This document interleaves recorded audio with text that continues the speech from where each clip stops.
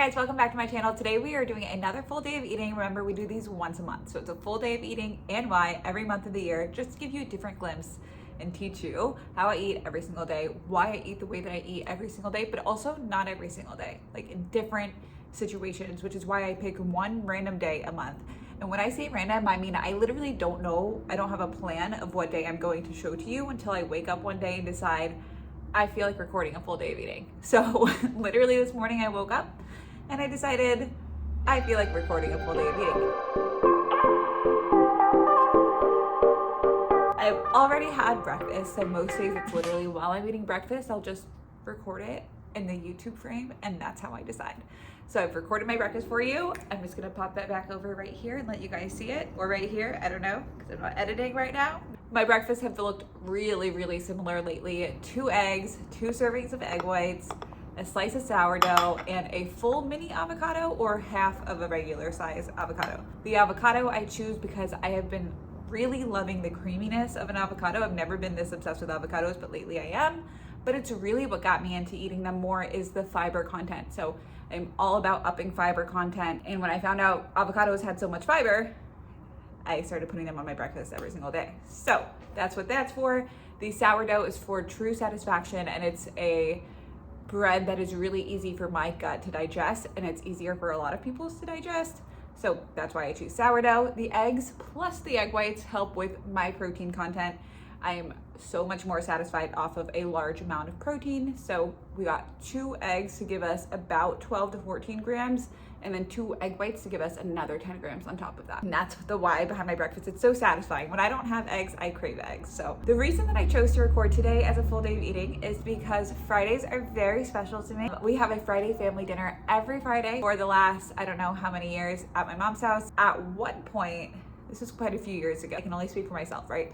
Ended up being very much so just like a planned overeating day. And it took years of unlearning and practice for that to change. Even after I stopped counting macros, it really did take a long time for that mindset to shift. So now I like to share it whenever I can, which isn't all the time because I don't know, it's just a social moment with my family and I don't love to have a camera out, but I like to share it because I like to show that we can have healthy habits even in social settings where there's so many different sweet options. What I'm really going to show to you today is that I'm not going to restrict myself all day long, which is what I used to do. Restrict myself all day long to make room for that meal, but instead I'm going to eat balanced, satisfying meals all day in the hopes that when that meal comes around, it's just as easy to have a balanced, satisfying meal. And I'm not gonna have to use willpower to restrain from overeating, but instead biologically that'll happen a lot easier because I don't have this massive need. I'm not going to be talking in the moment while I'm there. So I'm gonna record the meals and then tomorrow I'll give you a glimpse back into what and why. So I'll give you the visual today. Tomorrow I'll give you the explanation because I do want to be as present in the moment as I can be. Anyways, that's it. So next I am ready to have lunch. I just went on a run. I did a little Pilates workout this morning. So I need to do lunch really fast because my sister's picking me up to take me home. Let's whip up something for lunch. Now, this is probably going to be the only meal that I talk you through in real time today, but I'm not that hungry, but I do want to eat before I go because like I said, skipping meals is just a very old habit and behavior for Fridays, and I don't want to repeat any of those things. So I am going to eat something before I go. I think my sister's actually here. Let's do this real quick. So my sister is here, so I'm just gonna make a little snack plate and then pop that with me. In my snack plate, I'm gonna try to mimic what I would eat if I was not making a quick snack. So I have a pear here. This is gonna be my carb and my fiber source. Slice that. So we got chicken for protein, edamame for fiber and carbs, and ooh, what is that? A pear for fiber and carbs. I think I'm missing healthy fat. I don't know exactly how much fat edamame has, but it's gonna have to do. So what I try to do when I'm in a rush like this is really just use what's fast and mimic what I would eat at least mimic the balance I would have. Sorry, I need socks. If I was sitting down eating a meal. It's on a paper plate. I gotta go. That's what I'm eating. That's why. I also want it to be super satiating. I want the protein, definitely. I want the fiber, definitely, because that's something I can't guarantee I'll have going somewhere else to someone else's house.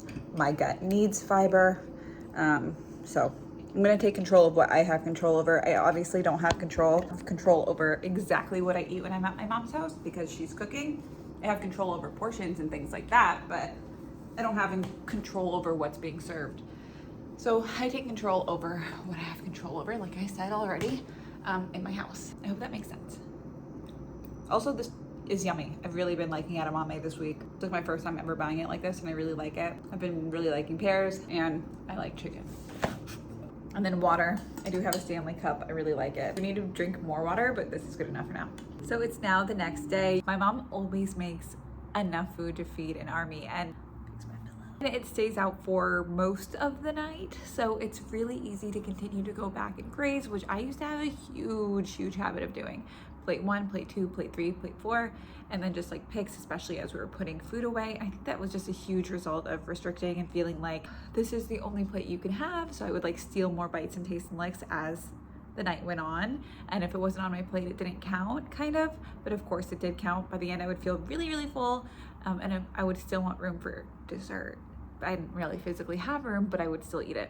So I've gotten really intentional about putting exactly what I want on my plate on plate 1, eating, enjoying. I used to not put carbs on my plate, now I do. That's super helpful and just biologically me feeling like I don't need to overeat or anything like that. So I had a little bit of potatoes and a little bit of rice because I wanted to have at least a full serving of carbs, and I wanted it from both of those areas.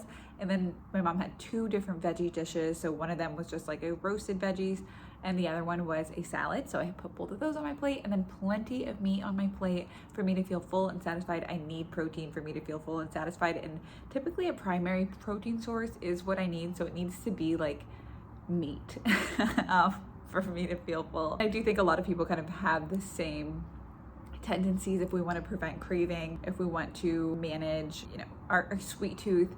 The more protein and fiber, the better. So if that's something you're struggling with, I would recommend putting more protein than you think you need and doing some trial and error there and seeing if that helps. It typically does.